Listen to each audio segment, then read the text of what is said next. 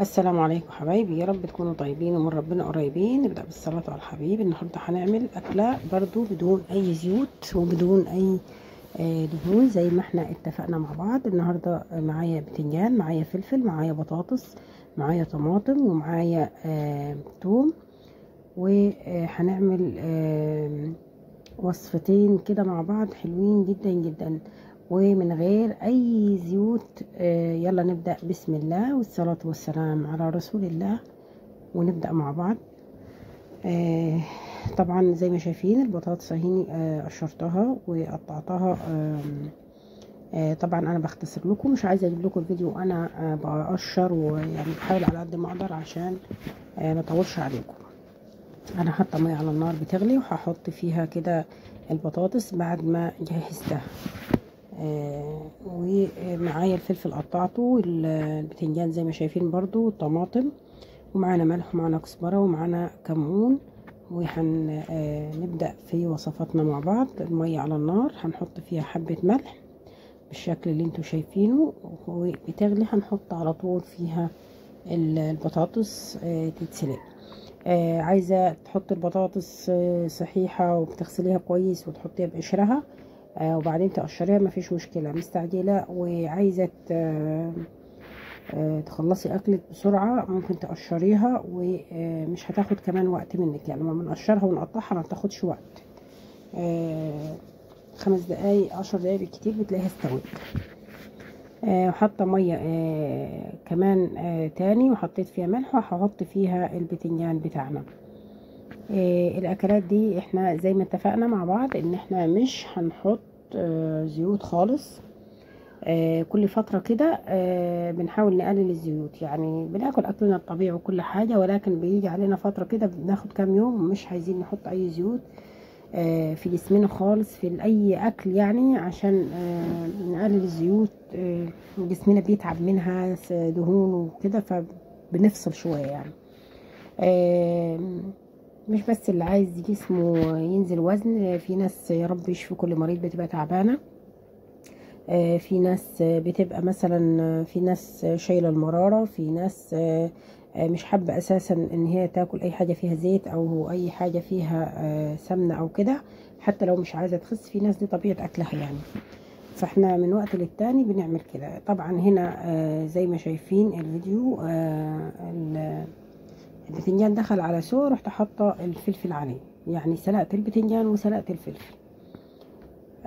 حاطين الطاسه على النار زي ما شايفين. انا وريتها لكم ولا فيها زيت ولا فيها اي حاجه. ومخرطه الطماطم هحطها على النار بالشكل اللي انتوا شايفينه، وحطيت عليها الثوم كمان. هنحط لها كده حبيتين فلفل يدوها ريحه حلوه، وهنسيبها تستوي على النار. عايزه تعصريها عصريها، ولكن انا بحس ان بالشكل ده يعني بالطريقه دي بتبقى طعمها احلى.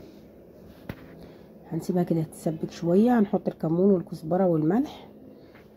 ما تنسوش فضلا حبايبي ليس امرا الصلاه على الحبيب. الدعاء، ندعي لبعض كلنا ربنا يشفي مرضانا ويرحم موتانا ويعفو عن مبتلانا ويصلح احوالنا ويرزقنا رزق حلال طيب يا رب جميعا. معانا هنا كمان الطماطم صفتها، انا اسفه، البطاطس صفتها وحطيتها في الطاسه زي ما وريت لكم كده. مفيش اي زيوت برضو فيها خالص. وحطيت عليها الفلفل. لو عندك فلفل احمر، قرن فلفل احمر عادي البلدي ده، بيبقى فيه قرن فلفل احمر بيدي شكله، بيدي ريحه حلوه. وحطيت عليها الكمون، وحطيت عليها الملح برضو، وكزبره ناشفه. وهنا الطماطم اتسبكت بقى زي ما شايفين. بنهرسها كده. شايفين التومه بتتهرس بسرعه ازاي؟ عشان استوت بالشكل اللي انتوا شايفينه كده اهو. بنهرسها. الوصفه ما خدتش وقت على فكره، وخفيفه وطعمها حلو. وفي ناس كتير بتعمل الحاجات دي على فكره اصلا، يعني من غير اي حاجه زي ما اتفقنا، يعني من غير ما تكون بتعمل رجيم او بتعمل اي حاجه. الوصفات دي عايزين تاكلوها يعني عادي، من خفيفة، ما فيهاش زيت، ما فيهاش حاجات، وفي نفس الوقت سريعة يعني. وتغيير، بنغير شوية عن الرز والمكرونة وشوية كده وشوية كده يعني. حطيت عليهم البتنجان والفلفل بالشكل اللي انتوا شايفينه ده. فضلا فضلا دوسوا على اللايك انتوا بتتفرجوا. اللي مش مشترك في القناة يشترك فضلا وليس امرا. القناة مش هتكبر الا بيكم وبدعمكم، ربنا يسعد قلوبكم جميعا يا رب ان شاء الله، وكله يبقى بخير وصحة وسعادة وراحة بال يا رب العالمين. هنا بس بهرس البطاطس زي ما شايفين كده. طبعا انا مش حاطه لها زي ما شايفين، بصوا عشان ما فيهاش اي مواد، بصوا حتى بتبقى باينه اكتر ان هي ما فيهاش اي ماده دهنيه. هرستها كده ما فيهاش اي حاجه غير الفلفل اللي انا حطاه له، قرن فلفل اخضر وقرن فلفل احمر او نص ونص، يعني مش لازم قرن كامل يعني، والكمون والكزبره والملح. طبعا احنا حاطين ملح هي وبتتسلق فما كترتش ملح في المره الثانيه، الكزبره والكمون. وهنهرسها بالشكل اللي انتوا شايفينه كده. وكده معانا جهزوا وصفتين خفاف من غير زيوت من غير اي دهون. عايزه تاكليهم بالمعلقه، عايزه تاكليهم ممكن بعيش بلدي وما نكترش، مثلا نص رغيف وبعدين كملي بالمعلقه، او حتى لو هتاكلي عادي اسمنا زي ما بنقول خفينا برضو بدل ما كنا بناكل كتير بالزيوت وكده، فقللنا برضو. وعملنا احلى كمان طبق سلطه معاهم. بصوا الشكل جميل جدا جدا. طبعا زينته لكم كده بجزر، وطبق السلطه الرائع الرائع فيه كل حاجه، في كاباتشو، في بقدونس، وفي كزبره، وفي جرجير، وفي جزر، وفي بنجر، وما شاء الله ما شاء الله طبق سلطه جميل جدا، وفيه كل حاجه عشان يبقى مفيد برضو ومغذي. وفي خيار.